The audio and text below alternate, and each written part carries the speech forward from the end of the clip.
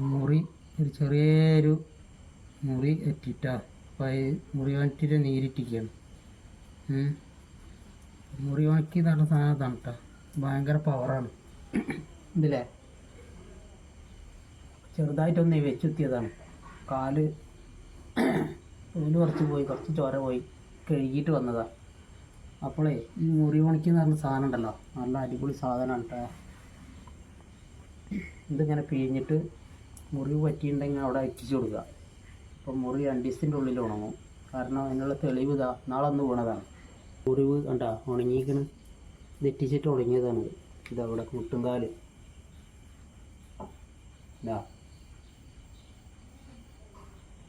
അപ്പോൾ അത് മുറിവുണിക്കിൻ്റെ ഇല. അത് കണ്ടാൽ വിചാരിക്കും നമ്മളെ കൂർക്കൻ്റെ ഇലയുടെ മാതിരിയാണ്. പക്ഷെ പനിക്കൂർക്കൻ്റെ ഇല നല്ല കട്ടി ഉണ്ടാവും. ഇത് കുറച്ച് കട്ടി കുറവാവും. ഉണ്ടാ ഉണ്ടല്ലേ.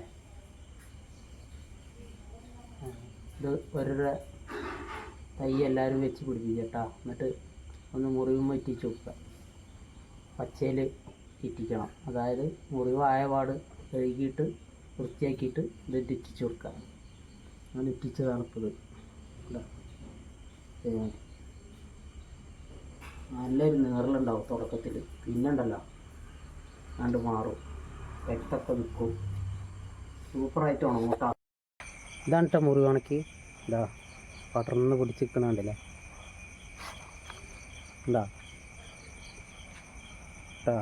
ഇതേമാതിരി ഒരു തണ്ട് തുറന്ന് വെച്ചാൽ മതി. അപ്പോൾ ഇത്ര ഇതേമാതിരി പടർന്ന് പിടിച്ചിട്ട് വലിയ കുറേ ഉണ്ടായിക്കോളും. അപ്പോൾ അങ്ങനെ ഇല്ലാത്തവർക്ക് കൊടുക്കുകയും ചെയ്യാമല്ലോ.